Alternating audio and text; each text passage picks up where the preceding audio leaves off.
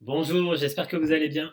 Aujourd'hui, première capsule vidéo pour vous présenter le stage qui aura lieu en 2026, RTRE, résilience traumatique et reprogrammation émotionnelle. Voilà, donc ce stage aura lieu le 31 janvier et le 1er février à Jansac de Boulogne, du côté de Boulogne-sur-Gesse, entre la Haute-Garonne et le Gers. Le 14, donc ce sera à collectif, le 14 et 15 mars à Bordeaux, à l'île de Cos, le 28 et 29 mars à Toulouse, à Bulle-de-Vie, et le 30 et 31 mai à Bayonne. Donc cette première capsule vidéo a pour but de vous apporter un peu la théorie que l'on verra lors du stage, car les 2 jours sont quasiment, allez, on va dire à 95% pratiques. Donc là, j'introduis un peu la théorie, aussi pour vous en apprendre un peu plus, et puis éventuellement pour vous motiver à venir participer.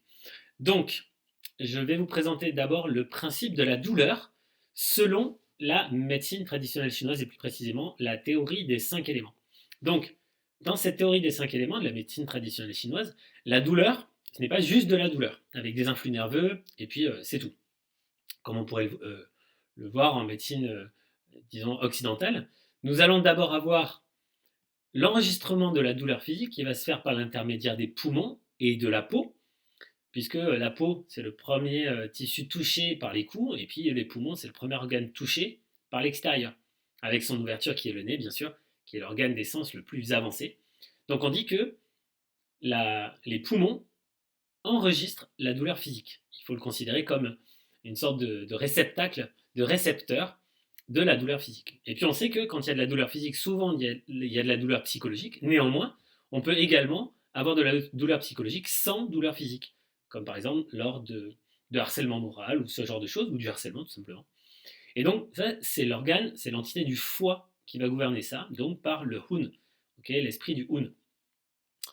Une fois que nous avons de la douleur psychologique et ou de la douleur physique, eh bien tout ça vient s'emmagasiner comme une sorte de pyramide, hein, des flûtes de champagne qui se remplissent petit à petit, cette douleur va être enregistrée dans la rate. Donc, si les poumons gèrent également les émotions telles que la tristesse, la dépression, et que le foie gère plutôt la colère et la gestion des limites, eh bien la rate va être le siège de tout ce qui est autour de la rumination, l'anxiété, les soucis, et donc tout ce que l'on va se ressasser en permanence, le petit hamster là. Euh, et donc ça enregistre la mémoire de la douleur. Bien évidemment, si je ne vide pas cette poubelle, si je ne vide pas cette mémoire, comme je pourrais le faire en supprimant un fichier sur mon ordinateur ou tout simplement vider ma poubelle chez moi, eh bien cette poubelle émotionnelle va se remplir, va se remplir, va se remplir, et au bout d'un moment, elle va se stocker, puisque comme chez vous, hein, j'imagine que quand votre poubelle est pleine, vous la prenez, vous la fermez, et puis vous la sortez. Sauf que si vous ne la sortez jamais, eh bien, et que vous continuez à consommer, vous avez encore des éléments qui vont arriver, des déchets, et donc il faudra une autre poubelle. Bref, ça va s'accumuler chez vous. Eh bien, ça va s'accumuler en termes émotionnels dans la mémoire à court terme de la douleur.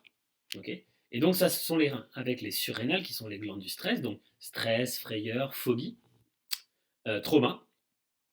Et en plus, ça va affecter d'autres choses que l'on verra dans une prochaine capsule.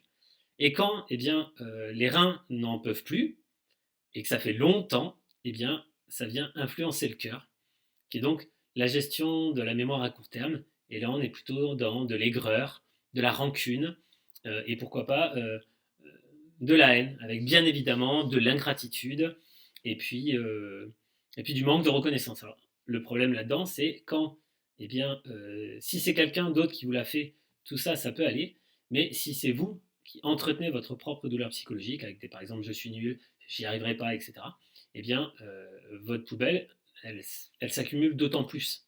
Voilà. Donc, le but du jeu dans ce stage, cela va être de pouvoir appréhender par des exercices très pratiques la mobilisation de ces émotions-là, et puis de pouvoir les évacuer et les reprogrammer. Parce que ça, c'est tout à fait possible avec des exercices qui vont comprendre des mouvements, des vibrations, des sons, des visualisations, du mouvement des yeux.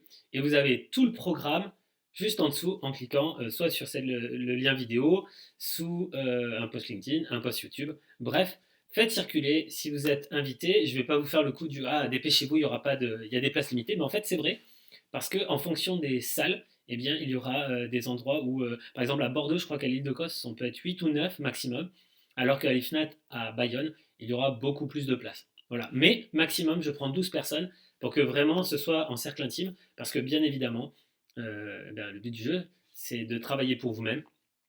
Et donc, cela va impliquer de la vulnérabilité. Donc, il y aura beaucoup de bienveillance et je préfère vraiment que ce soit en petits groupes pour pas que ça se répande, quitte à, pourquoi pas, reproduire d'autres exercices, en tout cas d'autres formations ou stages à, à plusieurs égards à d'autres endroits.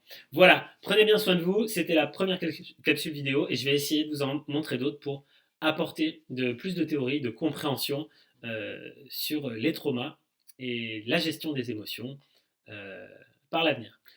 En tout cas, le lien est en dessous, n'hésitez pas, à très bientôt.